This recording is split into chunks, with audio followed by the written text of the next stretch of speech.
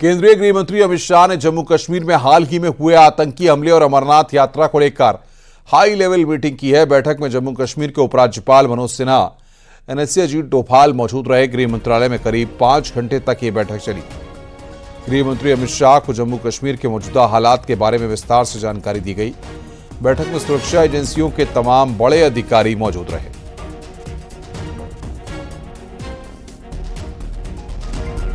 यात्रा को सुचारू और सुरक्षित बनाने के लिए गृह मंत्रालय में चल रही बैठक खत्म हो गई है और आप देखिए तस्वीरों में तमाम जो बड़े अधिकारी इस बैठक में शामिल थे वो अब सिलसिलेवार तरीके से निकलना शुरू हो गए हैं, क्योंकि बैठक जो है वो लगभग खत्म हो गई है। इस बैठक में जम्मू कश्मीर के उपराज्यपाल, एनएसए चीफ अजीत डोभाल और साथ ही साथ गृह मंत्री अमित शाह थे।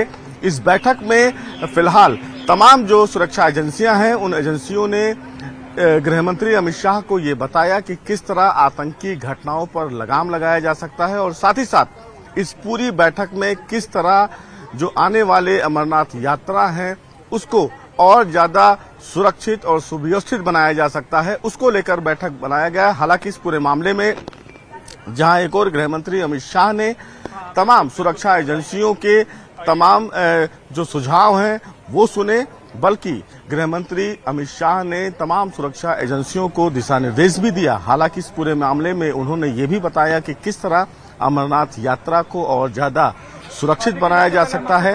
सबसे महत्वपूर्ण बात गृह मंत्री की तरफ से ये बताई गई कि जो श्रद्धालु हैं उनके मन में किसी भी बात का डर ना हो और भारतीय सेना की व्यवस्था चाक चौबंद हो।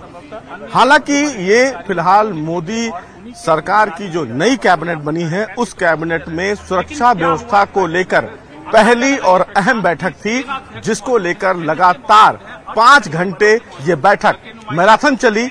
अब इस पूरे मामले में देखना ये होगा कि सुरक्षा एजेंसियां आने वाले दिनों में किस तरह से सर्च ऑपरेशन करती हैं, लेकिन इस बैठक में कहीं न कहीं दिशा निर्देश के साथ साथ सुझाव भी साझा किए गए। कैमरामैन रमेश रत्नाकर के साथ Sushil Pandey, news 18 Delhi. UP police में सिपाही भर्ती परीक्षा को दोबारा कराए जाने की तैयारियां तेज कर दी गई हैं। यूपी पुलिस भर्ती बोर्ड 60,244 सिपाहियों की भर्ती की लिखित परीक्षा तैयार कराने की तैयारी में जुट गया है। भर्ती बोर्ड के एडीजी अशोक कुमार सिंह ने सभी जिलों के कप्तानों और पुलिस कमिश्नर को चिट्ठी भेजकर सुरक्षा इंतजामों के संबंध में रिपोर्ट मांगी है। फरवरी में भर्ती परीक्षा का पेपर आउट हुआ था, जिसके बाद सरकार ने भर्ती परीक्षा को रद्द कर दिया था। वहीं भर्ती बोर्ड की दूसरी विंग परीक्षा कराने के लिए एजेंसी की तलाश में जुटी हुई है। यूपी पुलिस में 60,244 सिपाहियों की भर्ती परीक्षा में पेपर लीक की फजीहत झेल चुका उत्तर प्रदेश पुलिस भर्ती एवं प्रोन्नति बोर्ड इस परीक्षा को दोबारा संपन्न कराने के लिए अब फूंक फूंक कर कदम रख रहा है। भर्ती बोर्ड के एडीजी अशोक कुमार सिंह की ओर से सभी जिला कप्तानों और पुलिस कमिश्नरों को एक पत्र लिखा गया है। इस पत्र में तमाम जानकारियां तलब की गई हैं।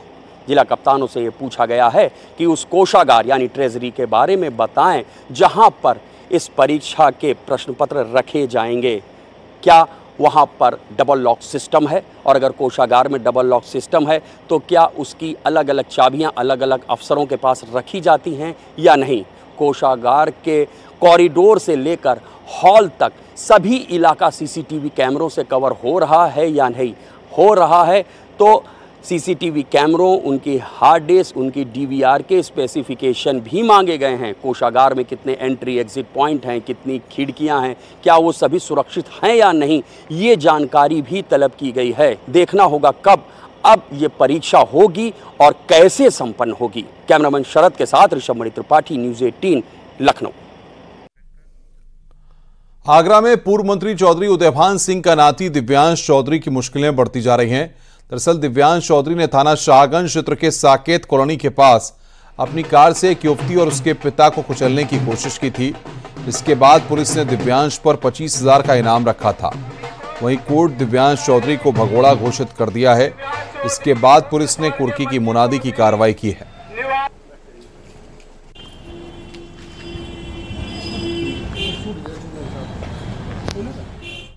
हीटवेव को लेकर मेरठ में स्वास्थ्य विभाग अलर्ट मोड पर है। पीएचसी और सीएचसी में कोल्ड रूम बनाए गए हैं। दरअसल भीषण गर्मी के चलते मेरठ में मरीजों की संख्या काफी बढ़ गई है। इसके बाद स्वास्थ्य विभाग ने मरीजों के लिए विशेष इंतजाम किए हैं।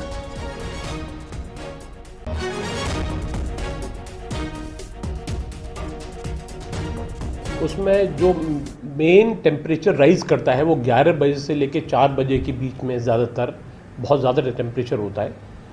तो मैंने आपके माध्यम से राय देना चाहूँगा लोगों को, आवश्यक कार्य के लिए ही इस दौरान बाहर निकलें, पूरे वहाँ के कपड़े पहने, काफ़ी पानी पिएं, फ्रेश फ्रूट्स खाएं, शरीर के अंदर नमक चीनी का घोल लेना करें, क्योंकि जब पसीना निकलता है तो सॉल्ट्स काफ़ी निकल जाते हैं शरीर में से। तो ORS या नमक चीनी का घोल प्रचुर मात्रा में लें तथा बॉडी हाइड्रेटेड रहना चाहिए।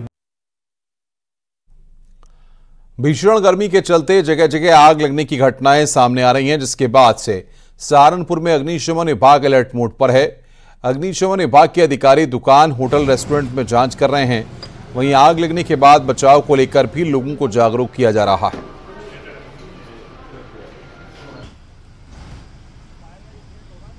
उसके बाद हमने यहाँ अभियान चलाया, जिसमें जनपद के होटल, हॉस्पिटल्स और जो है रेस्टोरेंट वगैरह को चेक किया गया। जिनमें कमियां थी उनको ठीक करने के लिए निर्देश दिए गए हैं और ये अभियान लगातार वर्तमान में चालू है।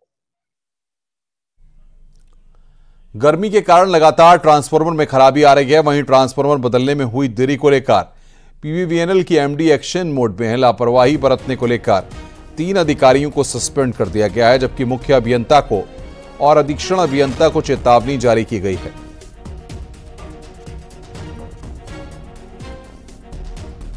कि कोई भी लापरवाही इस समय खास तौर पे ये जो बहुत ही अति संवेदनशील समय रहता है विद्युत विभाग के लिए भी और PVNL के लिए भी अति संवेदनशील समय है जो ये गर्मी का समय है, और इस बार तो और भी ज़्यादा जो है संवेदनशील है। तो उसमें कोई भी लापरवाही किसी भी स्तर से अक्षम्य है और जो है तत्परता से अपने कर्तव्यों का निर्वहन करने में जहाँ भी लापरवाही होगी वहाँ कार्रवाई की जाएगी। ये कोई भी बिजली कटौती अभी जो है PVNL के माध्यम से नहीं की जा रही है। हम लोग ने अपने सारे कार्य जो है, क्योंकि हीट वेव की स्थिति है, सारे कार्य होल्ड पे कर दिए हैं और कोई भी प्लान्ड शटडाउन नहीं लिया जा रहा है।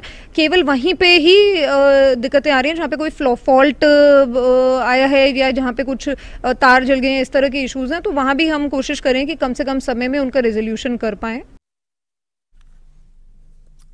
फतेहपुर में खेत में पराली जलाने गए दिव्यांग की आग की चपेट में आने से जलकर मौत हो गई। घटना गाजीपुर थाना क्षेत्र के बवारा गांव की है, जहां किसान रामकृपाल यादव खेत में पराली जलाने के लिए गए थे, लेकिन आग की चपेट में आने से झुलसकर जमीन पर गिर गए, जिससे उनकी मौत हो गई। पुलिस ने शव को पोस्टमार्टम के लिए भेज दिया है। गाजीपुर स्थित ग्राम बवारा निवासी सुधीर पुत्र रामकृपाल द्वारा आज थाना गाजीपुर को सूचना दी गई कि उनके पिता रामकृपाल पुत्र स्वर्गीय रामस्वरूप, जिनकी उम्र लगभग 65 वर्ष है, तब पैर से विकलांग है, उनके द्वारा गेहूं के खेत में बचे अवशेष को जलाने के लिए आग लगाई गई थी, जो बगल में स्थित यूकेलिप्टस के बाग में आग पकड़ ली। उसको बुझाते समय उनके पिता रामकृपाल झुलस गए, जिनकी मौके पर मृत्यु हो गई। इस सूचना पर शव के पंचायतनामे में कार्रवाई करके पोस्टमार्टम कराया जा रहा है और सभी कार्रवाई कराई जा रही है। रुक रहे हैं यहां पर एक ब्रेक के लिए। खबरों का सिलसिला लगातार जारी है।